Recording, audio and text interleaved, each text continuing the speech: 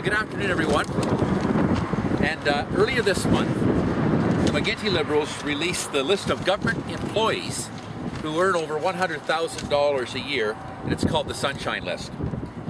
When Dalton McGuinty came to power 8 years ago, there were 20,000 people at that time on the Sunshine List in 2003. And now that number has raised to 71,000 people in the last 8 years, 7.5 years. And what's amazing about it is that we've also had an economic recession in there, a downturn in the economy when a lot of businesses and other people had didn't have any wages at all or had actually lost their jobs. So he's tripled the Sunshine List, or a little over tripled the Sunshine List in his 8 years. If that isn't bad enough, buried deep in this year's Sunshine List are some really disturbing details.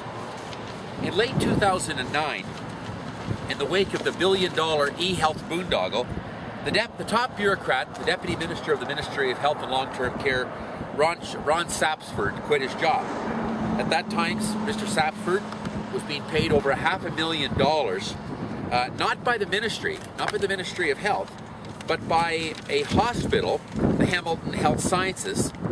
Dalton McGuinty had made sure that Mr. Sapsford, through a hospital, could get more money than the average deputy minister was allowed to be paid, and so Mr. Sapsford was on that payroll. When Sapsford quit at the end of 2009, Ontario families thought they were done paying his hefty $500,000 salary, but they were wrong.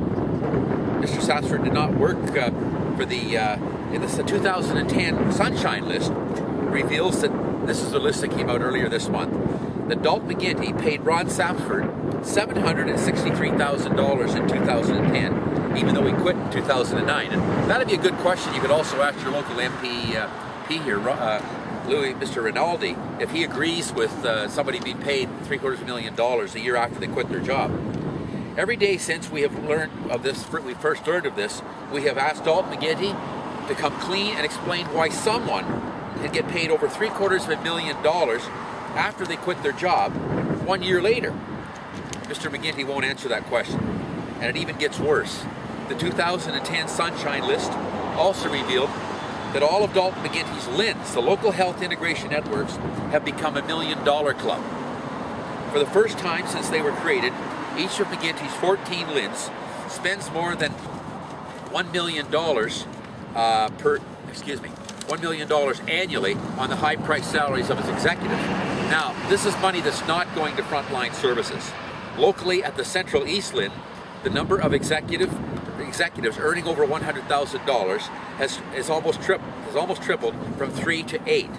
The cost of these salaries has increased from $515,000 in 2006 to $1.1 million in 2010.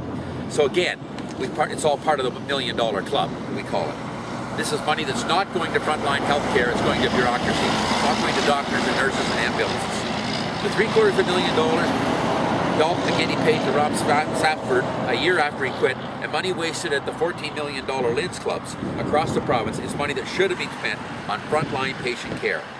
Our leader, Tim Hudak, and the Ontario PCs would put an end to Dalton McGuinty's eHealth style waste, scrap his $14 million LHIN clubs, and reinvest the money where it belongs, in frontline patient care. We would do a complete review of the existing employees we have within the Ministry of Health and Long-Term Care. Keep in mind, this is the largest single ministry that we have in the province of Ontario, and it's already heavily employed. The employees are already, there's a number of people in that particular ministry, along with Health Canada, that we feel that the expertise is right in that particular ministry.